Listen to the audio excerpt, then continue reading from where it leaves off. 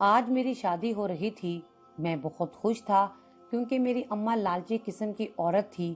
بڑی مشکل سے اماں کی ناک کے نیچے ان کی پسند کا کوئی رشتہ آیا تھا۔ پہلے تو جو بھی لڑکی مجھے اچھی لگتی اس کے گھر والے جہیز اچھا نہیں دے پاتے، جس کی وجہ سے انکار ہو جاتا تھا۔ اب اماں کو جو لڑکی اچھی لگی تھی وہ تھی تو متوسط طبقے کی ہی، مگر جہیز ہمیں گاڑیاں بھر بھر کر ملا تھا۔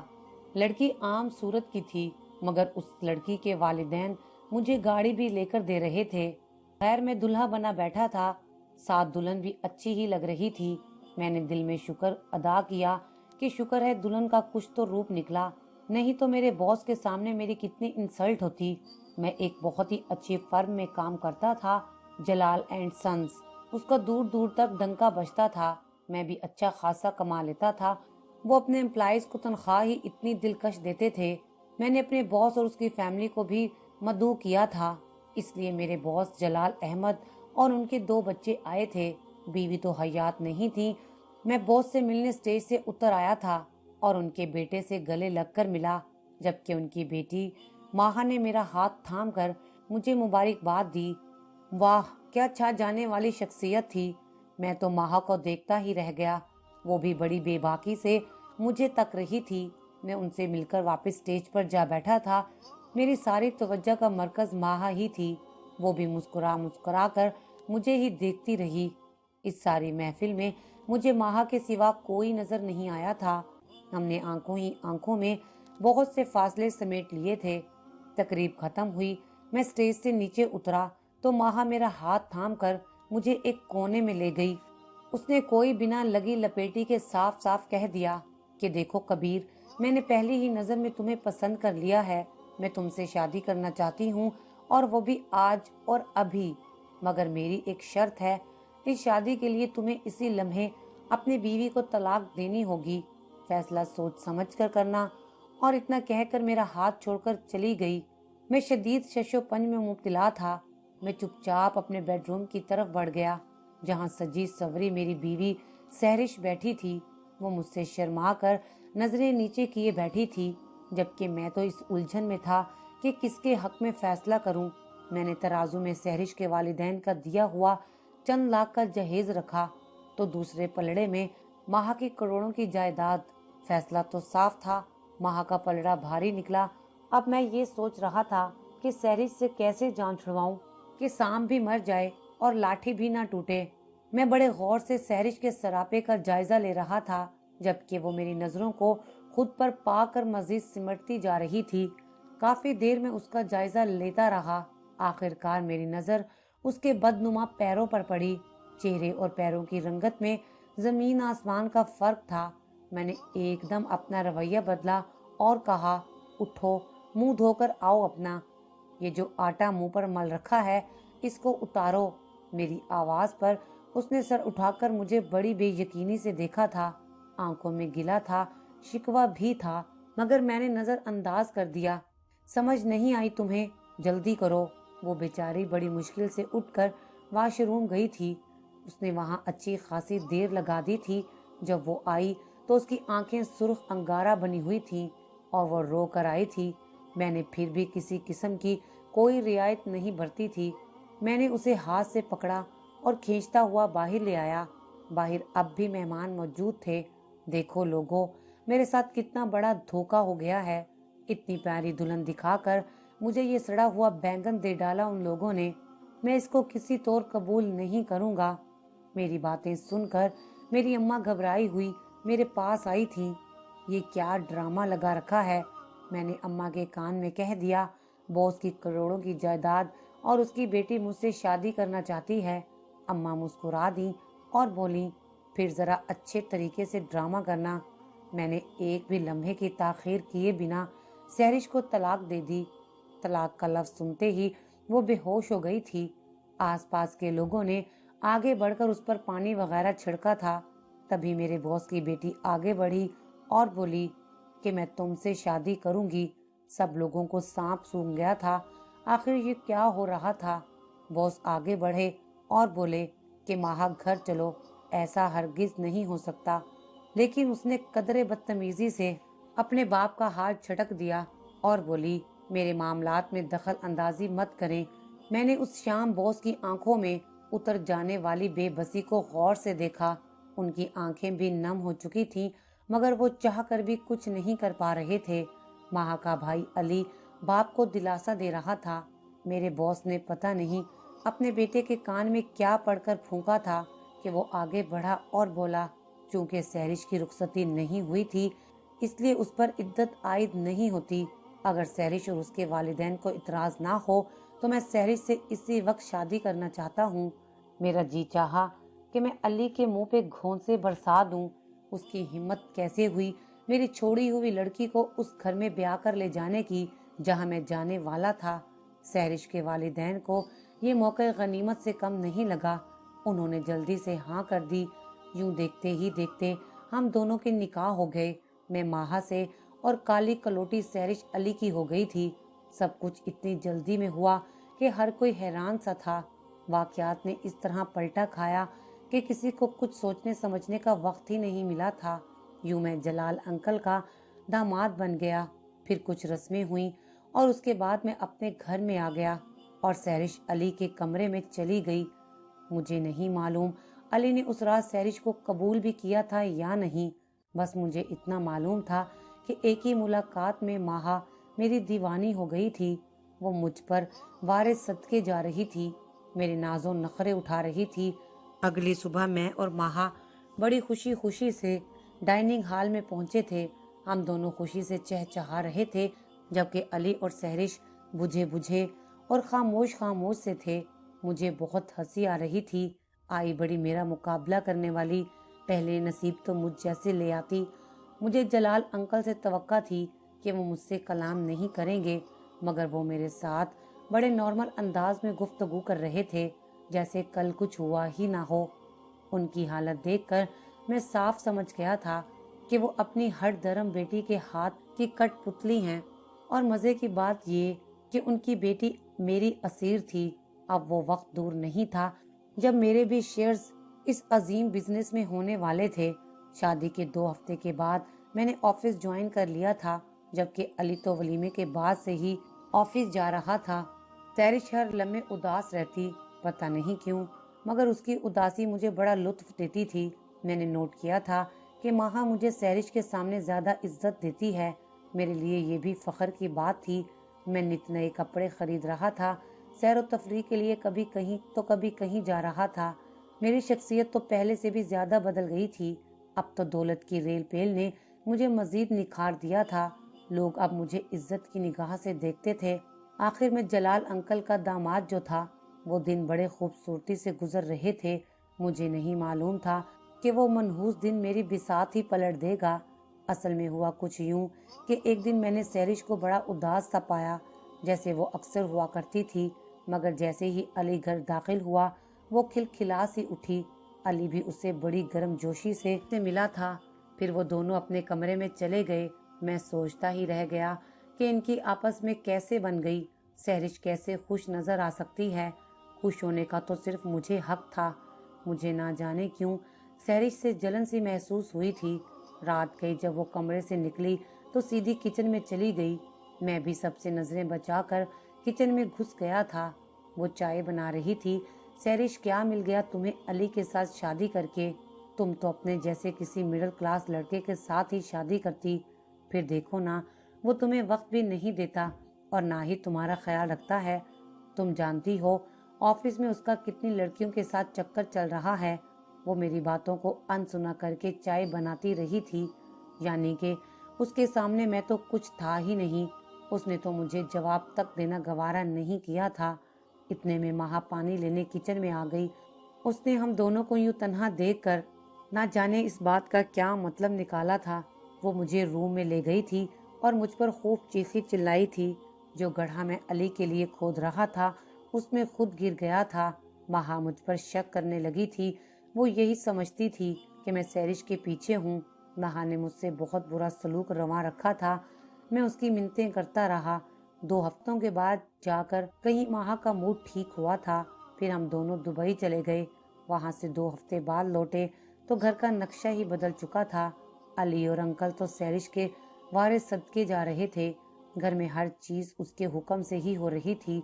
मैं ये सब बड़ी मुश्किल से बर्दाश्त कर रहा था, मगर क्या करता, मैं कुछ भी तो नहीं कर पा रहा था, क्योंकि माँ ने मुझे सर से उतारकर जूती की नोक पर रखना शुरू कर दिया था। वो बात बात पर मुझे बेइज्जत करती थी। मैं बस जहर के घूंट भर कर रह जाता था। गुस्सा तो मुझे भी आता, मगर मैं काबू कर जाता।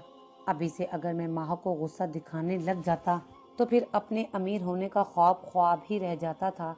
अभी तक माँ ने मेरे नाम फूटी कौड़ी भी नहीं की थी। जब भी मैं उससे किसी चीज का तकाजा करता, वो मुझे 2 कौड़ी का मुलाजिम कहकर रख देती थी। मैंने सैरिश की एक बात नोट की थी, वो अली को बहुत इज्जत देती थी, उसकी कोई बात नहीं टालती थी। कभी कभी मेरे दिल में अजीब सी चुभन होने लगती थी।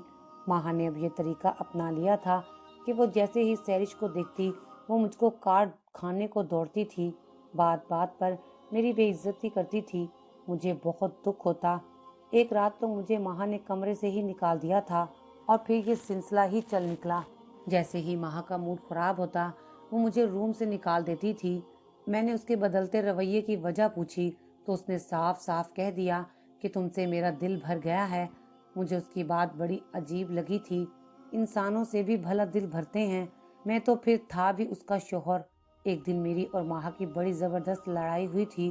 वो गुस्से में घर से बाहर चली गई थी। मैंने भी गुस्से में कमरे की हर चीज तोड़ डाली। फिर मूड को जरा बेहतर करने के लिए मैं भी बाहर निकल गया और एक बेहतरीन से पिज्जा हट चला गया। मैं बैठा अपने ऑर्डर का इंतजार कर रहा था, जब अचानक मेरी नजर किसी पर पड़ी। मैं हंसना भूल गया। मेरी ऊपर की सांस ऊपर और नीचे की सांस नीचे रह गई थी।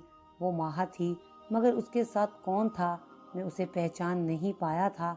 मेरी बीवी माँ किसी लड़के के साथ हंस हंस कर बातें कर रही थी। वो बार बार उसके कंधे पर अपना सर रख देती थी। मुझसे ये सब बर्दाश्त नहीं हुआ था। मैं हाँफते हुए माँ की तरफ बढ़ता गया। मैं अपने पूरे जोर से चीखा था कि ये क्या बेहूदगी है। माँ ने चौंक कर मेरी तरफ देखा। उसकी नजरों में बस हकारत ही। कबीर, आराम से, इतना कहकर अब फिर से वो उस लड़के की तरफ मुतवज्जा हो चुकी थी। मैंने आगे बढ़कर माँ को हाथ से थाम कर खींचा था। वो मुझसे इस चीज की तवक्का नहीं कर रही थी। उसने मेरे मुंह पर थप्पड़ मार दिया और साथ ही सिक्योरिटी को बुलाकर मुझे रेस्टोरेंट से निकाल दिया था। इतना ही काफी नहीं था, वो घर आकर भी मुझ पर बहुत चीखी चिल्लाई थी। अंकल और अली हसरत से तक रहे थे, लेकिन मैंने उनको कुछ नहीं बताया। इसलिए नहीं कि ऐसी बात सुनकर माँ उनके दिल से उतर जाएगी, बल्कि सिर्फ इसलिए ताकि उनकी नज़र में मेरी इज्जत बनी रहे। मैं बहुत परेशान था। खेल शुरू होने से पहले ही मेरे हाथों से निकल गया था। मैं अभी माँ से कुछ बटोर नहीं पाया था कि एक नया खिलाड़ी मैदान में आ गया था, लेकिन मैंने हिम्मत नहीं हारी। रो धो कर तड़प तड़प कर मैंने माँ को अपनी मोहब्बत का यकीन दिलाया। उसने मुझे माफ़ भी कर दिया। फिर हालात बेहतर होने लगे। मेरे हालात बेहतर हुए तो मैंने इधर उधर के हालात का भी जायजा लिया था। सैरिश ने पूरे आबोताब से घर की मलकियत संभाली हुई थी। वो मलका बनी बैठी थी और यहाँ मेरी हालत मुलाजमों से भी बदतर थी। मैंने दिल में तहैया किया था कि जिस दिन माहा मेरे पूरे कंट्रोल में आ गई, सबसे पहले मैं सैरिश का पत्ता साफ करूंगा। उसी दिन माहा ने मुझे वर्ल्ड टूर पर जाने की खुशखबरी सुनाई थी। मैं खुशी से फूले नहीं समा रहा था। मैं वर्ल्ड टूर का ख्वाब बचपन से ही देखता चला आ रहा था। मैंने और माहा ने मिलकर शॉपिंग की थी। यूं एक दिन हम पाकिस्तान से निकल पड़े थे। सबसे पहले हम दुबई पहुंचे थे। मैं इंतहाई खुश था। सब कुछ अच्छा जा रहा था, लेकिन माहा ने काया एक बार फिर से पलट दी थी। उसने होटल में अपने लिए और मेरे लिए अलग-अलग कमरे बुक करवाए थे। मेरे इतराज करने पर उसने क्रेडिट कार्ड मेरे हाथ में थमा दिया था और बोली थी कि मैं दुबई में अपनी ज़ात की खोज में आई हूँ और मैं तलाश करना चाहती हूँ कि मुझे मेरी ज़िंदगी में तुम चाहिए भी हो या नहीं। क्रेडिट कार्ड तो महज एक रिश्वत थी, मुंह आंख और कान बंद करने की। माहा मुझे छोड़कर उस लिफंगे के साथ घूमती फिरती रही थी जिसको मैंने उसके साथ उस दिन होटल में देखा था। मैंने ये कड़वा घूंट भी भर लिया था। 3-4 ममालिक तो वो लड़का हमारे साथ रहा, फिर माँ ने उसको भी धुतकार दिया। फिर नए सफर और नए लड़के होते। तकरीबन 6 माह की अजियत बर्दाश्त करके मैं जब पाकिस्तान पहुंचा तो अंकल मेरी शक्ल देखकर हैरान रह गए थे। उन्हें मुझ पर तरस भी आया था। उस रात मैंने माहा से दो टोक बात करने का फैसला किया था। मैंने साफ साफ पूछ लिया था कि माहा, मैं तुम्हारी जिंदगी में क्या हैसियत रखता हूँ। उसका जवाब काफी कड़वा था। कबीर, क्या तुमने कभी मुझ जैसी बिगड़ी हुई अमीरजादियों के बारे में नहीं सुना? हम अमीरजादियां एक गरीब सा लड़का चुनकर उससे शादी कर लेती हैं। वो तुम्हारी तरह लालची टाइप का होता है। फिर शादीशुदा का टैग लगने के बाद हमें अपनी मनमानी करने की खुली इजाज़त मिल जाती है, और जो हमारे शौहर होते हैं वो बस नाम के ही शौहर रह जाते हैं। मेरी ज़िंदगी में भी तुम्हारा बिल्कुल यही मकाम है। हमारा निकाह नामा फ़कत मेरी अय्याशी का परवाना है। तुम्हें क्या लगता है अगर मैं शादीशुदा ना होती तो डैड मुझे यूं अपने बॉयफ्रेंड के साथ वर्ल्ड टूर पर जाने देते? नहीं ना। मैंने वहाँ कितने दोस्त बनाए, मगर तुमने उफ तक नहीं की। यही ड्यूटी अब तुम्हें उम्र भर निभानी है। मैं माह की बातें सुनकर खामोशी से उठकर बाहर चल दिया था। माह की बातों ने मेरी आंखें खोल दी थीं। मैं लॉन में बैठा खामोशी से आंसू बहा रहा था जब मुझे अंकल की आवाज़ सुनाई दी। बरखुरदार, लॉन में अकेले बैठे हो? क्या फिर से माह के साथ लड़ाई हुई है? उनकी बात सुनकर मैं ज़ारो कतार रोने लगा था। फिर यूं ही रोते धोते मैंने अंकल को माह के बारे में सब कुछ बता दिया था। वो उदासी से सर हिलाते रहे थे। फिर बोले, तो मेरा झुका सर शर्म से मजीद झुक गया था। तुमने हीरे की तलाश में हीरा ही गवा दिया। तुम तो कोयले को हीरा समझ बैठे थे, मगर ऐसा नहीं है। वो वाकई में सच कह रहे थे। फिर वो कुछ देर खामोश रहने के बाद बोले, माहा तब 4 साल की थी जब उसकी मम्मा फोत हो गई थी। माहा हर वक्त रोती रहती थी। मैंने अली ने उसे इतना प्यार दिया कि कोई हद नहीं। उसकी हर जायज़ नाजायज़ बात मानी। तब कहीं जाकर मामा का दुख वो दिल से निकाल सकी थी, मगर तब तक बहुत देर हो चुकी थी। इसी लाड प्यार में माहा हमारे हाथ से निकल गई थी। उसने मेरी हर बात को रद्द करके अपनी ही बात मानी। तुमसे भी तो उसने मुझसे टक्कर लेकर शादी की थी, मगर मैंने इस बात को भी नज़रअंदाज कर दिया। देखो, अगर तुमने उसका हाथ थाम ही लिया है तो ये सब बर्दाश्त करने के लिए तैयार हो जाओ बेटा। चूंकि माहा सुधरने वालों में से नहीं है। मुझे पता था कि अमीर लड़कियां काफ़ी बिगड़ी हुई होती हैं, तभी तो मैंने अपने बेटे की शादी सहरिश से कर दी थी। आप देखो ना, वो कितना खुश हैं, अल्हम्दुलिल्लाह। उनकी बात सुनकर मैंने लाउंज की तरफ देखा। वहाँ सहरिश मलका बनी बैठी थी। सब कुछ उसके हाथ में था। उसने अपनी अच्छाई से सबको अपना गरीब विदा बना लिया था, और मैं न घर का रहा और न घाट का। हमारी शादी को साल हो गया था। मैं बहुत ही परेशान और डिप्रेशन का शिकार हो चुका था। माह के वही मशागिल थे। वो नए नए दोस्त बनाती, उनके साथ घूमती फिरती, फिर उनको भी छोड़ देती। कभी मेरे साथ हंसकर बात कर लेती तो कभी मेरी दुश्मन बन जाती। मैंने एक फैसला कर लिया था। मुझे लगा था माह मेरा फैसला सुनकर बहुत खुश होगी, मगर वो तो परेशान सी हो गई थी। उसने मुझसे फैसला बदलने को कहा, मगर मैं अपनी जिद पर अटल रहा। मैंने उसे साफ कह दिया था कि मैं तुम्हें तलाक देकर यहाँ से चला जाऊंगा। माहा बोली, तुम्हें क्या परेशानी है इस घर में? दौलत नौकर चाकर सभी तो हैं। जहाँ तक मेरी यानी तुम्हारी बीवी की बात है कि मैं तुम्हें वक्त नहीं देती या तुम्हारी इज्जत नहीं करती, तो ज़रा सोचो, तुमने औरत से शादी की ही कब है? तुमने तो पैसे से शादी की थी, जो तुम्हें मिल भी रहा है। अगर तुम्हें औरत चाहिए होती तो तुम सैरिश को कभी ना ठुकराते और मेरे भाई की तरह खुश रहते। आज मुझे सच सुनकर खुद से नफरत हो गई थी। मैंने माह की मिन्नतों के बावजूद उसको तलाक दे दी थी। वो मुझे हमेशा अपनी आज़ादी का परवाना बनाकर साथ रखना चाहती थी। उसने मुझे अपनी जायदाद से एक फूटी कौड़ी भी नहीं दी थी। मैं अपनी छोटी छोटी ज़रूरियात के लिए माह के आगे हाथ फैलाता था। सैरिश ने एक तंदुरुस्त बच्चे को जन्म दिया था। मैं उसे बेटे की मुबारकबाद देकर हाथ जोड़कर माफ़ी मांगने लगा था। उसने मुझे माफ़ तो कर दिया था, मगर इस शर्त पर कि मैं किसी का गम गुसार बनूंगा। मैंने वो जॉब छोड़कर कहीं छोटी मोटी नौकरी ढूंढ ली थी। मेरी अम्मा को भी सबक हासिल हो चुका था। वो कहती थी कि हम सूखी खा लेंगे, मगर अब मेरा बच्चा मेरी नज़रों के सामने रहेगा। मैंने अम्मा से अपने लिए किसी तलाक याफ्ता लड़की का रिश्ता ढूंढने को कहा था। अम्मा को इतराज़ था, मगर मेरे मजबूर करने पर वो मान ही गई थी। यूं परवीन अपने 2 बच्चों समेत मेरे घर में दुल्हन बनकर आ गई थी। परवीन बिल्कुल सैरिश की तरह फर्माबरदार थी। میں نے پروین کے بچوں کو اپنے بچے سمجھ کر ان کے سر پر دستے شفقت رکھا تھا۔ میری زندگی سے سارے فتنے، ساری الجھنیں ختم ہو چکی تھیں، اب سکون ہی سکون تھا۔